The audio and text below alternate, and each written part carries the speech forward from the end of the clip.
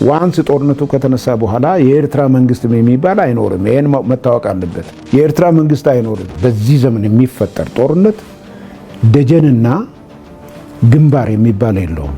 በኬንያ ኢትዮጵያ አምባሳደር ጀነራል ባጫ ደበሌ ጦርነቱ ባይጀመር ይሻላል፣ ከተጀመረ ግን ግንባርና ደጀን የሚባል ነገር አይኖርም፣ ሁሉም የጦርነት ቀጠና እንደሆነ መታወቅ አለበት፣ የኤርትራ መንግስት የሚባል ነገር የለም ሲሉ በጥብቅ አስጠንቅቀዋል። በመግቢያችን ላይ ተከታተላችሁት ከዚሁ ጋር የተያያዘውን ነው ይዘነዋል።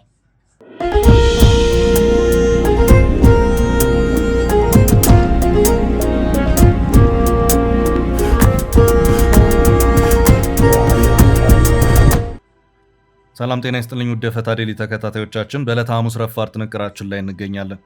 ቆይታችሁን ከኛ ጋር በማድረግ የዕለቱን መረጃዎቻችንን እንድትከታተሉን ግብዣችንን እያቀረብን ወደ ዝርዝር የጥንቅሮቻችን መረጃዎቻችን ከማለፋችን በፊት በቅድሚያ ዋና ዋናዎቹን አንኳር መረጃዎቻችንን እንጠቁማችሁ። በኢትዮጵያ መከላከያ ከፍተኛ የጦር መኮንኖች መካከል አንዱ የሆኑት ሌተናል ጀነራል ባጫ ደበሌ በኬንያ የኢትዮጵያ አምባሳደር ሆነው ተሹመው በዚያ እያገለገሉ ይገኛሉ። በአንድ ቃለ ምልልስ የኢትዮ ኤርትራን እና የቀጠናውን ውጥረት አንስተው ተናግረዋል። ጦርነቱ ከተጀመረ ደጀንና ግንባር አይኖርም፣ ጂኦግራፊውም ጭምር ይቀየራል፣ የኤርትራ መንግስትም እዚያው ላይ ያበቃለታል ሲሉ በጥብቅ አስጠንቅቀዋል። ተመልክተነዋል። ውጊያውን የተመለከተ አሁናዊ መረጃ ይፋ ሆኗል። ክሪቲካል ትሬትስ የተባለው ዓለም አቀፍ የደህንነት ተቋም የኤርትራ ጀነራሎች በድንገት ወደ ትግራይ ስለገቡበት ክስተት እንዲሁም የሰፊ ጦርነት ዝግጅትን ያመለከተ መረጃ ይፋ አድርጓል። ህወሓት የራሱን ወታደራዊ ኃይሎች ላይ ጥብቅ ውሳኔ ማሳለፉም ተሰምቷል። መረጃውን ይዘነዋል። የቀድሞ ኢትዮጵያ አየር መንገድ ዋና ስራ አስፈጻሚ ተወልደ ገብረ ማርያም የህንድ ትልቁ አየር መንገድ ዋና ስራ አስፈጻሚ ሆነው ተሹመዋል። ዝርዝር መረጃው ተዘጋጅቷል። በደቡብ ወሎ ዞን ለጋምቦ ወረዳ በትላንትናው ዕለት 5 ሰዎች በታጣቂዎች የተገደሉ መሆኑ ታወቀ። አጠር ያለ መረጃ ይዘናል። የተባበሩት መንግስታት ድርጅት ኤርትራን የ2026 የሰብአዊ መብቶች ማህበራዊ ፎረም መሪ አድርጎ መሾሙ ለፕሬዝዳንት ኢሳያስ አፈወርቂ ትልቅ ዲፕሎማሲያዊ ምስራች ሆኗል። ይሁን እንጂ ውሳኔው ታዋቂ ዲፕሎማቶችንና ተሟጋቾችን ያስቆጣ ሲሆን አሜሪካዊ አምባሳደር ድርጊቱን ቀበሮውን የዶሮ ቤት ጠባቂ ማድረግ ሲሉ በጽኑ አውግዘውታል። መረጃውን ይዘነዋል። ቻይና በአሜሪካ ላይ አዲስ ማዕቀብ ጣለች። ማዕቀቡ በቀጣይ ትራምፕና ዢ ጂንፒንግ ንግግር እንደ ማስገደጃ መደራደሪያ ያወጣ ነው ተብሏል። ከቻይና ጋር በኢኮኖሚና ታሪፍ ግብግብ ውስጥ የገቡት ትራምፕ ግን ቀልባቸው ከሰሞኑ ወደ ጦራቸው ነው። ፕሬዚዳንት ትራምፕ ከዓለም ሁለተኛ ጦርነት ወዲህ የአሜሪካ ጦር ተፈትኖበታል በተባለው የጦር መሳሪያ እጥረት ምክንያት ከጦር ሚኒስትራቸው የከረረ ጥል ውስጥ ገብተዋል። መረጃዎቹን አያይዘን ወደ እናንተ እናደርሳለን። እስከ ጥንቅራችን ፍጻሜ አብራችሁን ቆዩ። የምንለቃቸው ዕለታዊ ትኩስ ዜናዎች እንዲደርሷችሁ ላይክ፣ ሼር፣ ሰብስክራይብ ማድረግ እንዳትረሱ። አሁን በቀጥታ ወደ ዝርዝሮቹ። መሀል ሲኤምሲ ዘመናዊ ኮምፓውንድ መኖሪያ መንደር በካሬ ከ73 እስከ 98 ሺህ ብር ከድሪም ቢልደርስ ሪል ስቴት በ10% ቅድመ ክፍያ ባለ 1 መኝታ 73 ካሬ 720 ሺህ ብር ቅድመ ክፍያ፣ ባለ 2 መኝታ 123 ካሬ 1.2 ሚሊዮን ብር ቅድመ ክፍያ፣ ባለ 3 መኝታ ከ136 ካሬ እስከ 192 ካሬ ከ1.3 ሚሊዮን ብር ቅድመ ክፍያ ጀምሮ አዘጋጅተናል። በ2 ዓመት ተኩል የሚረከቡት መኪና ማቆሚያ፣ ስታንድ ባይ ጄኔሬተር፣ መዋኛ ገንዳ፣ የልጆች መጫወቻ አለው። በ2 ዓመት ተኩል የሚረከቡት 100% ለሚከፍሉ 30% ቅናሽ። አሁኑን ይደውሉ። ስልክ 0964 2025 29 ድሪም ቢልደርስ ሪል ስቴት።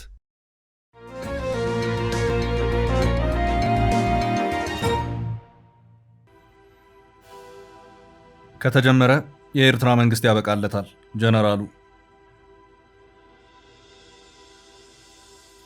በኢትዮጵያ መከላከያ ከፍተኛ የጦር መኮንኖች መካከል አንዱ የሆኑት ሌተናል ጀነራል ባጫ ደበሌ በኬንያ የኢትዮጵያ አምባሳደር ሆነው ተሹመው በዚያ እያገለገሉ ይገኛሉ። ከቢቢሲ አማርኛው ክፍል ጋር ቃለ ምልልስ አድርጎ የተለያዩ ጉዳዮችን አንስተዋል። በአሁኑ ሰዓት ከኢትዮጵያና ኤርትራ በተፈጠረው ውጥረት ጋር በተያያዘ ሱዳንንም አያይዘው ማብራሪያቸውን የሰጡበት ሁኔታ ታይቷል። ከተፈጠረው ውጥረት ጋር በተያያዘ በተለይም በህወሓት ምክንያት ጦርነት ሊቀሰቀስ ይችላል የሚለው ስጋት እያየለ ባለበት በዚህ ወቅት ከቢቢሲ ጋር ባደረጉት ቆይታ ማብራሪያቸውን የሰጡት አምባሳደር ጀነራል ባጫ ደበሌ ጦርነቱ አንድ ጊዜ ከተነሳ በኋላ የኤርትራ መንግስት የሚባል ነገር አይኖርም፣ ይሄ በግልጽ መታወቅ አለበት ሲሉ ተናግረዋል። አምባሳደር ባጫ ደበሌ በዚሁ ቃለ ምልልሳቸውም ጦርነት በቀጠናው ከተነሳ በርካታ ሁኔታዎች የሚቀያየሩ ይሆናል ሲሉ የሚያስጠነቅቁበት ሁኔታ ታይቷል። በቀጠናው በዚህ ወቅት መንግስታትና ጂኦግራፊም ጭምር ይቀየራል። በኤርትራና ኢትዮጵያ መካከል ያለው የድንበር ዲማርኬሽን የሚመለከተው ጉዳይ ሳይቀር ሌላ ችግር ይፈጥራል። ጦርነት ስለሆነ የኤርትራ መንግስት አይኖርም፣ በራሱ ይጠፋል ሲሉም ነው የተናገሩት።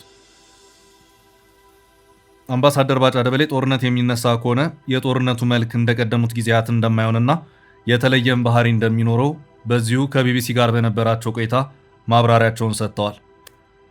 አምባሳደር ባጫ በዚሁ ማብራሪያቸውም በዚህ ዘመን የሚፈጠር ጦርነት ደጀንና ግንባር የሚባል ነገር የለውም፣ ሁሉም ግንባር ነው። በዚሁ መሰረት አስመራ ደጀን ሆኖ ባድሜ ግንባር ሊሆን አይችልም፣ ሁለቱም ግንባር ናቸው ያሉ ሲሆን አክለውም በተመሳሳይ መልኩ ካርቱም ደጀን ሆኖ አልፋሽጋ ግንባር ሊሆን አይችልም፣ ሁሉም ግንባር ናቸው። አሁን እዚህ ጋር እንዲህና እንዲያ ብዬ ያንን ማድረግ ባልችልም፣ ነገር ግን ውጤቱ የተናገርኩት ነው፣ ይሄ ግን አያስፈልግም ሲሉም በዚሁ ከቢቢሲ ጋር በነበራቸው ቆይታ ተናግረዋል።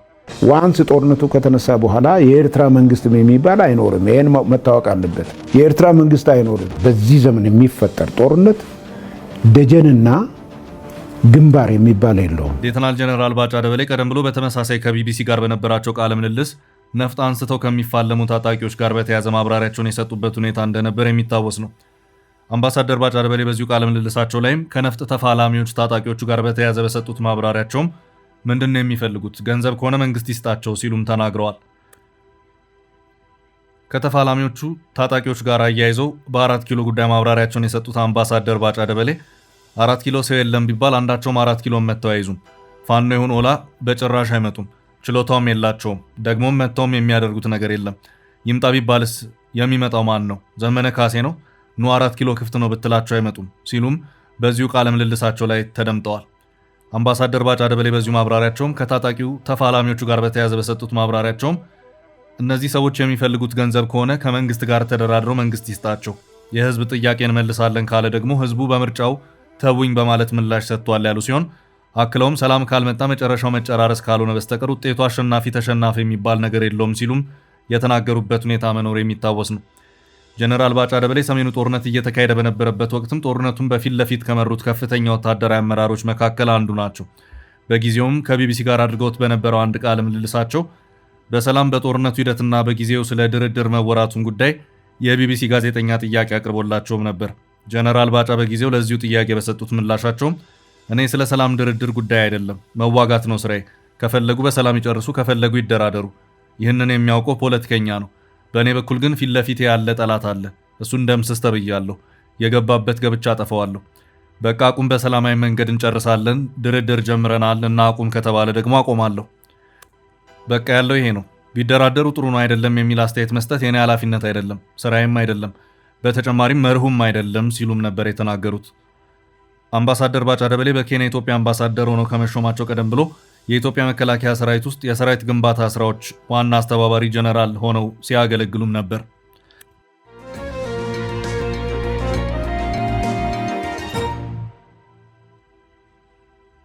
ወደ ቀጣይ መረጃችን አለፍን። ህወሓት ተዋጊዎቹ ላይ እገዳ ጣለ። ውጊያውን የተመለከተ አሁናዊ መረጃ ይፋ ሆኗል። ክሪቲካል ትሬትስ የተባለው ዓለም አቀፍ የደህንነት ተቋም የኤርትራ ጀነራሎች በድንገት ወደ ትግራይ ስለገቡበት ክስተት እንዲሁም የሰፊ ጦርነት ዝግጅትን ያመለከተ መረጃ ይፋ አድርጓል።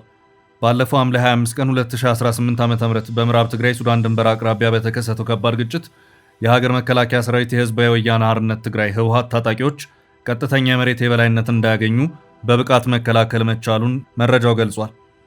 ከዚህ ዕለት በኋላ እስከ ዛሬ ሐምሌ 30 ቀን 2018 ዓ.ም ድረስ ተጨማሪ አዳዲስ የፊት ለፊት የጦርነት ግጭቶች ባይመዘገቡም ሁለቱም ወገኖች ግን የያዙትን ከፍተኛ የጦርነት ዝግጁነት ለማርገብም ሆነ ወደ ሰላማዊ ውይይት ለመመለስ ምንም አይነት ፍንጭ አለማሳየታቸውን ክሪቲካል ትሬትስ የተባለው የደህንነት ተቋም ባወጣው አሁናዊ ክትትል ሪፖርት አመልክቷል።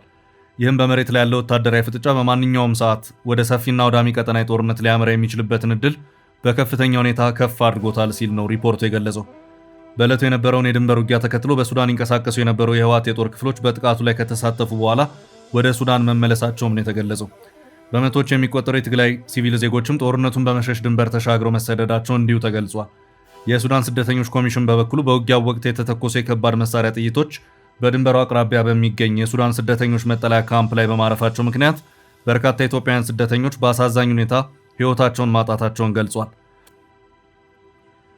ህወሓት በበኩሉ መከላከያ ቀድሞ ጥቃት ሰነዘረብኝ ከሚለው ክስ በተጨማሪ ሰራዊቱ ከሱዳኑ የፈጣን ድጋፍ ኃይል ጋር በጋራ ሆኖ ተዋግቶኛል የሚል ተጨማሪ ክስ መሰንዘሩንም በዚሁ ሪፖርት ተጠቅሷል። ለቀጣይ ጦርነት ዝግጁ መሆኑን በመግለጽም የራሱን ወታደሮች የኮሚኒኬሽን መገናኛዎች በጥብቅ ማገዱም ተመልክቷል። በሌላ አቅጣጫ በራያና አወዛጋቢ ድንበር ቀጠናዎች ላይ አዳዲስ የጦር ኃይሎችን የማሰባሰብና የንቅናቄ ስራዎች በስፋት እየተከናወኑ መሆናቸውን የደህንነት ምንጮችን የጠቀሰው ሪፖርቱ ጠቁመዋል። አሁን ላይ ከፌዴራል መንግስት ጋር በከፍተኛ ውጥረት ውስጥ የምትገኘውና ከህወሓት ጋር አዲስ ስትራቴጂካዊ ወታደራዊ ግንኙነት የፈጠረችው ኤርትራ ለትግራይ ኃይሎች ያላትን ይፋዊ ድጋፍ ለማሳየት ከፍተኛ የጦር መኮንኖቿንና ወታደራዊ ባለስልጣኖቿን ወደ ትግራይ ክልል መላኳን ሪፖርቱ አንስቷል። ይህ በእንዲህ እንዳለ የኢትዮጵያ ፌዴራል መንግስት ከተፈጠረው የድንበር ውጊያ በኋላ እስካሁን ድረስ ምንም አይነት ይፋዊ መግለጫ ያላወጣ ሲሆን አንድ የካቢኔ ሚኒስትር ግን በግል ማህበራዊ ገጻቸው ላይ ለተቀሰቀሰው ግጭት ሙሉ ኃላፊነቱንና ጥፋቱን በህወሓት ላይ መጫናቸውን ሪፖርቱ አመልክቷል።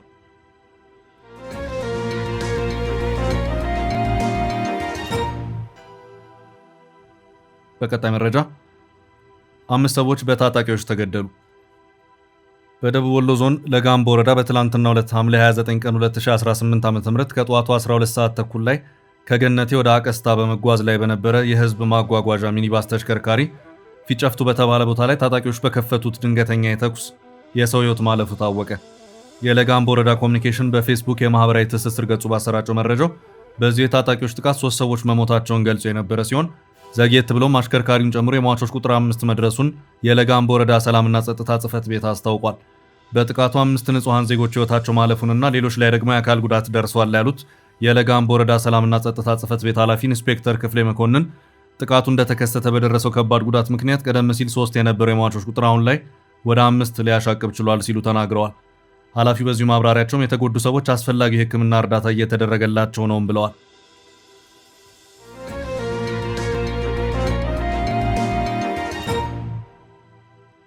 ወደ ቀጣይ መረጃችን ተሻገርን። ተወልደ የህንዱ ግዙፍ አየር መንገድ መሪ ሆኑ። የህንድ ሁለተኛው ግዙፍ አየር መንገድ ኤር ኢንዲያ የቀድሞውን የኢትዮጵያ አየር መንገድ ዋና ስራ አስፈጻሚ አቶ ተወልደ ገብረ ማርያምን ዋና ስራ አስፈጻሚው አድርጎ መሾሙን በይፋ አስታውቋል። አቶ ተወልደ የኢትዮጵያ አየር መንገድን ከ10 ዓመታት በላይ በመምራት አየር መንገዱን ከአፍሪካ ቀዳሚና ግዙፍ በማድረግ ረገድ ቁልፍ ሚና የተጫወቱ ሲሆን ተቋሙ የባለብዙ ሚሊዮን ዶላር ማስፋፊያዎችን እንዲያካሄድና የበርካታ ዘመናዊ አውሮፕላኖች ባለቤት እንዲሆን አስችለዋል። በኢትዮጵያ አየር መንገድ ታሪክ ውስጥ ከባድ በነበሩት እንደ ኮሮና ቫይረስ ወረርሽኝ ወቅት በርካታ አየር መንገዶች ለኪሳራ ሲዳረጉ አቶ ተወልደ የሥራ መዋቅሩን በፍጥነት በመቀየር አየር መንገዱን ትርፋማ ማድረግ የቻሉበት ስኬታማ ታሪክ አላቸው። በተጨማሪም የቦይንግ 737 ማክስ አውሮፕላን አደጋ በገጠመው ወቅት የአየር መንገዱን ዓለም አቀፍ ዝና ጠብቀው ከቀውሱ መውጣታቸው ይታወሳል። አቶ ተወልደ ይህንን ታላቅ ኃላፊነት የሚረከቡት ኤር ኢንዲያ ባለፈው ዓመት አውሮፕላኑ ተከስክሶ የ260 መንገደኞች ሕይወት ካለፈ በኋላ በከፍተኛ የሥራ አፈጻጸምና የፋይናንስ ቀውስ ውስጥ በሚገኝበት ወቅት ላይ መሆኑን ሮይተርስ የዜና ወኪል ባወጣው መረጃ አመልክቷል። አየር መንገዱ ከአደጋው ጋር ተያይዞ በአቪዬሽን ተቆጣጣሪ አካላት ጥብቅ ቁጥጥር እየተደረገበት የሚገኝ ሲሆን የታታ ግሩፕ 75 በመቶ እንዲሁም የሲንጋፖር አየር መንገድ 25 በመቶ የባለቤትነት ድርሻ አላቸው። ኤር ኢንዲያ በአሁኑ ወቅት ወደ 200 የሚጠጉ አውሮፕላኖችንና ከ31 ሺህ በላይ ሰራተኞችን የሚያስተዳድር ሲሆን በዓለም ዙሪያ ወደ 90 የሚጠጉ ዓለም አቀፍና የሀገር ውስጥ የበረራ መስመሮች ያሉት ግዙፍ ተቋም ነው። አቶ ተወልደ ገብረ ማርያም በኢትዮጵያ አየር መንገድ ውስጥ ከ20 ዓመታት በላይ በተለያዩ ኃላፊነት ቦታዎች ላይ ካገለገሉ በኋላ በጥር 2003 ዓ.ም ዋና ስራ አስፈጻሚ በመሆን ተሹመው እንደነበር ይታወሳል። ከሀገር ውስጥ የሥራ ልምዳቸው በተጨማሪ በተባበሩት መንግስታት ድርጅት ውስጥ ዘላቂነት ባለው የትራንስፖርት ዘርፍ ከፍተኛ አማካሪዎች ቡድን አባል በመሆን አገልግለዋል። እንዲሁም የስታር አላያንስ ዋና የቦርድ አባል፣ የዓለም አቀፍ የትራንስፖርት ማህበር የቦርድ አባል፣ የአፍሪካ አየር መንገዶች ማህበር የዋና ኮሚቴ አባልና የኢትዮጵያ ቱሪዝም ድርጅት የዳይሬክተሮች ቦርድ አባል በመሆን በዓለም አቀፍ የአቪዬሽን ኢንዱስትሪ ውስጥ ከፍተኛ ተጽዕኖ ፈጣሪ ምሁር መሆናቸውን አስመስክረዋል። አቶ ተወልደ ገብረ ማርያም ከ10 ዓመታት በላይ በስኬት የመሩትን የኢትዮጵያ አየር መንገድን በ2014 ዓ.ም በይፋ ሲለቁ የጤና እክል በሚል ምክንያት እንደነበር ይታወሳል። በቆይታቸው ግን በርካታ ዓለም አቀፍ የክብር ሽልማቶችን አግኝተዋል። ከእነዚህም መካከል የዓመቱ የአፍሪካ ምርጥ ዋና ስራ አስፈጻሚ፣ ምርጥ የአፍሪካ የቢዝነስ መሪ፣ የቀጠና የአየር መንገድ አመራር ሽልማት እንዲሁም ምርጥ ጾታን ያማከለ ስራ አስፈጻሚ የሚሉት የክብር ስሞች ተጠቃሽ ናቸው። የመጀመሪያ ዲግሪያቸውን ከአዲስ አበባ ዩኒቨርሲቲ በኢኮኖሚክስ፣ ሁለተኛ ዲግሪያቸውን ከዩናይትድ ኪንግደም ኦፕን ዩኒቨርሲቲ በንግድ አስተዳደር ያገኙት አቶ ተወልደ ከአዲስ አበባ ዩኒቨርሲቲ የክብር ዶክትሬትም ተበርክቶላቸዋል።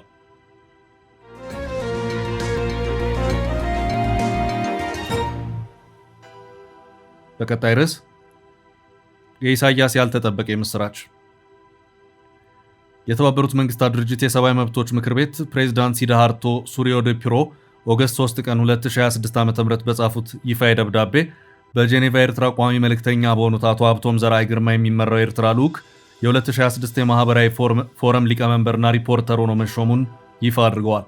ይህ ፎረም በቀጣዩ ጥቅምት ወር መጨረሻ ላይ በሚያካሄደው ስብሰባ በዓለም አቀፍ ትብብርና የእያንዳንዱ ሰው የአካልና የአእምሮ ጤና መብት በማስከበር ዙሪያ ላይ የሚመክር ነው። ይሁን እንጂ ይህ የተባበሩት መንግስታት ድርጅት ውሳኔ ይፋ መደረጉን ተከትሎ በርካታ ታዋቂ ዓለም አቀፍ ተቋማትና ዲፕሎማቶች የፕሬዝዳንት ኢሳያስ አፈወርቂ አገዛዝ ያለበትን የሰብአዊ መብት ረገጣ ታሪክ በመጥቀስ ውሳኔውን አውግዘዋል። የራውል ዋለንበርግ የሰብአዊ መብት ማዕከል ባወጣው መግለጫ ውሳኔውን እጅግ አሳዛኝና ለማመን የሚከብድ ሲል የገለጸው ሲሆን የኢሳያስ አፈወርቂ አገዛዝ ጋዜጠኛ ዳዊት ይስሐቅንና ሌሎች የሙያ አጋሮቹን ያለምንም ክስና ፍርድ ቤት ቀጠሮ ላለፉት 25 ዓመታት ያህል ዘብጥያ ወርዶ በሚያሰቃይበት በአሁኑ ወቅት እንዲህ አይነቱን ለሰብአዊ መብት መከበር የሚቆም ትልቅ የዓለም አቀፍ ተቋም ሰብሳቢ ተደርጎ መመረጡ ፍጹም የማይታመን ድራማ ነው ብለዋል። በተመሳሳይ ሁኔታ የቀድሞ የአሜሪካ የአፍሪካ ጉዳዮች ረዳት ሚኒስትር አምባሳደር ቲቦር ናጊ በበኩላቸው በኤክስ ማህበራዊ ገጻቸው ባስተላለፉት ጠንካራ መልእክት መጀመሪያ ዜናውን ስመለከት ቀልድ መስሎኝ ነበር። ኤርትራን የሰብአዊ መብት ምክር ቤት ፎረም ሰብሳቢ ማድረግ ቀበሮን የዶር ቤት ጠባቂ አድርጎ ከመሾም ጋር አቻ ነው ሲሉ ውሳኔውን ኮንነዋል። አምባሳደሩ አክሎም የተባበሩት መንግስታት ድርጅት ተቋማት በዓለም አቀፍ ደረጃ ያላቸው አመኔታና ተአማኒነት ከቀን ወደ ቀን እየጠፋና እየወደቀ መምጣቱ አሁን ላይ ለማንም የማይገርም አስገራሚ ክስተት መሆኑን በምሬት አሳውቀዋል። ይህ የኤርትራ መመረጥ ለፕሬዝዳንት ኢሳያስ አፈወርቂ አገዛዝ ትልቅ ዲፕሎማሲያዊ ምስራችና ስኬት ተደርጎ ቢወሰድም የዓለም አቀፍ የሰብአዊ መብት ተሟጋቾች ግን በተባበሩት መንግስታት ድርጅት ላይ ያላቸውን እምነት ሙሉ በሙሉ እንዲያጡ ያደረገ መሆኑን ተንታኞች ያስረዳሉ።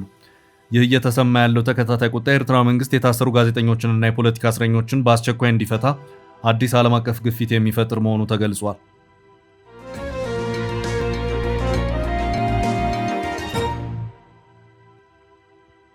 ወደ ቀጣይ መረጃችን አለፍን። ቻይና በአሜሪካ ላይ ማዕቀብ ጣለች። ፕሬዚዳንት ትራምፕ በጦር መሳሪያ እጥረት ምክንያት ከጦር ሚኒስትራቸው ጋር ተጋጩ። ቻይና በሳምንቱ ረቡዕ ዕለት በአሜሪካ ላይ በርካታ ማዕቀቦችን ጥላለች። የቤጂንግ ማዕቀብ የተጣለው ፕሬዚዳንት ዶናልድ ትራምፕ እና ፕሬዚዳንት ጂ ጂንፒንግ ለሁለተኛ ጊዜ ለመገናኘት በቀጣይ ወር ቀጠሮ በያዙበት ወቅት ነው። ሁለቱ ልዕለ ኃያላን ሀገራት ትራምፕ ወደ ስልጣን ከመጡ ወዲህ በኢኮኖሚ ማዕቀቦች አንዳቸው በሌላኛቸው ላይ እርምጃ ሲወስዱ ይታያሉ። ቻይና በአሁኑ ሰዓት ማዕቀቡ የአሜሪካን የቴክኖሎጂና የንግድ ተቋማት ኢላማ አድርጋለች። ይህ የቻይና አዲስ ማዕቀብ በድሮን ቴክኖሎጂ ላይ እንዲሁም በቅርቡ በአሜሪካ ኢላማ በተደረጉ ድርጅቶች ላይ ለተጣለው ማዕቀብና ታሪፍ የተሰጠ ምላሽ ነው። አሜሪካ ቀደም ሲል በቻይና የሮቦቲክስ፣ የሶፍትዌር፣ የመርከብ አገልግሎትና የአቅርቦት ሰንሰለት ላይ ኢላማ አድርጋ ነበር። የቻይና አዲስ ማዕቀቦች በቀጣዩ የሀገራቱ መሪዎች ውይይት ወቅት ማስገደጃ መደራደሪያ ወይም ሌቨሬጅ ፍለጋ እንደሆነ ተነግሯል። ሁለቱ ሀገራት የዲፕሎማሲ መስመሮችን ክፍት አድርገው የቀጠሉ ቢሆንም አንዳቸው በሌላው ላይ የሚጥሉትን ማዕቀብ አቀጣጥሎታል። የአሁኑ የቻይና ማዕቀብ ዓይን ላጠፋ ዓይን ማጥፋት አይነት ምላሽ መሆኑን የኢኮኖሚ ባለሙያዎች ይናገራሉ። ቀደም ሲል አሜሪካ ፌዴራል ኮሚኒኬሽን ኮሚሽን ኤፍሲሲ ከቻይና የሚመጡ ባለ 4 እግር ሮቦቶችና አዳዲስ የድሮን ሞዴሎች ላይ ክልከላ ሲጥል፣ አሁን ደግሞ ቻይና ወደ አሜሪካ የሚላኩ ተፈላጊ ሮቦቶችን፣ የድሮን መለዋወጫዎችንና መገጣጠሚያዎችን አግዳለች። ዋሽንግተን 43 የቻይና አምራቾችን በሰብአዊ መብት አያያዝ ከሳ ስታግድ፣ ቤጂንግ በበኩሏ 6 የአሜሪካ ኩባንያዎች ከቻይና ጋር ንግድ እንዳይፈጽሙ አግዳለች። በዋሽንግተንና በቤጂንግ መካከል ያለው የታሪፍ ጦርነት የቀጠለ ሲሆን የትራምፕ አማካይ ታሪፍ መጠን አሁን 20 በመቶ ላይ ይገኛል። የትራምፕ አስተዳደር ወደ አሜሪካ በሚገቡ 2/3 በሚሆኑ የቻይና ምርቶች ላይ ታሪፍ የጣለ ሲሆን ታሪፉ በድምሩ ወደ $300 ቢሊዮን እንደሚገመት ይነገራል። በተለይም በኤሌክትሪክ መኪኖች ላይ ትራምፕ እስከ 100 በመቶ ታሪፍ ጥለዋል። ቻይና በበኩሏ በአሜሪካ ምርቶችና ከሀገሯ በሚወጡ ወደ አሜሪካ በሚያመሩ ቁልፍ ምርቶች ላይ ከ8 እስከ 21 በመቶ አማካይ ታሪፍ ጥላለች። በሳምንቱ ቤጂንግ ያወጣቸው አዲስ ማዕቀብ በትራምፕ አስተዳደር ላይ አሉታዊ ገጽታን የፈጠረ ሆኗል። በሌላ በኩል በሳምንቱ ፕሬዚዳንት ትራምፕ ከቻይና አዲስ የኢኮኖሚ ማዕቀብ ይልቅ ጦራቸው በኢራን ጦርነት የገጠመው የፈንጅና የጦር መሳሪያ እጥረት ያሳሰባቸው መስለዋል። ዋሽንግተን ፖስት ባወጣው ዘገባ ትራምፕ በመሳሪያ እጥረቱ የተነሳ ከጦር ሚኒስትራቸው ፒት ሄግሴት ጋር ተጋጭተዋል። ትራምፕና ሄግሴት በካምፕ ዴቪድ የተገናኙ ሲሆን ፕሬዚዳንቱ የፈንጅ ችግር የተፈታ መስሎ ነበር፣ አሳስተኛል ሲሉ በጦር ሚኒስትራቸው ላይ መጮኻቸው ተዘግቧል። የአሜሪካ ጦር ያለው የረጅምና የአጭር ርቀት ሚሳኤል ክምችት አሟጦ መጠቀሙ በሳምንቱ መዘገቡ ይታወሳል። በተለይም ጦሩ በራሳቸው ኢላማቸውን የሚመቱ ሚሳኤሎች ወይም ፕሪሲዥን ጋይድድ ሚኒሽንስ ከፍተኛ እጥረት ገጥሞታል። ይህ መረጃ መጋለጡ ትራምፕን በእጅጉ ያበሳጨ ሲሆን ባለፈው ሳምንት ኢራን ላይ ከፍተኛ ብለው የጠሩትን የጥቃት እቅድ የሰረዙትም በዚህ ሚሳኤል እጥረት ምክንያት መሆኑን ዘገባው አመልክቷል። የመሳሪያ እጥረቱ የአሜሪካ ጦር ከሁለተኛ ዓለም ጦርነት ወዲህ አይቶት የማያውቀው ነው ሲል ዋሽንግተን ፖስት ዘግቧል። ትራምፕና የጦር ሚኒስትራቸው መጋጨታቸውን የተመለከተ ዘገባ መውጣቱን ተከትሎ የነጩ ቤተ መንግስት ጉዳዩን አስተባብሏል። የቤተ መንግስቱ ፕሬስ ሴክሬታሪ ካሮሊን ሌቪት ትላንት በሰጡት መግለጫ የተፈጠረ ችግር የለም፣ ፕሬዚዳንቱ ከጦር ሚኒስትሩ ጋር ጥሩ ግንኙነት አላቸው፣ የጦር ሚኒስትሩን ይወዱታል፣ ጥሩ ስራ እየሰራ መሆኑንም ያምናሉ፣ ይህም የጦር ሚኒስትሩን ለማስጠላት የተሰራጨ ውሸት ነው ሲሉ ገልጸዋል። ሆኖም ሪፐብሊካኖችን ጨምሮ በጦር ሚኒስትሩ ላይ ባለ የመሳሪያ ክምችት እጥረትና በተያያዥ ምክንያቶች በኮንግረሱ ዘንድ ያለው ቅሬታ እየጨመረ መምጣቱ ተነግሯል። ትንላችሁን ርዕሰ ጉዳዮች እዚህ ላይ ቋጨን። ላይክ፣ ሼር እና ኮሜንት በማድረግ ለቻናላችን ድጋፋችሁን መግለጽ እንዳትዘነጉ እያልን ከሌሎች መረጃዎች ጋር ደግመን እስክንገናኝ ቸር ያሰማን ስንል ተሰናበትን።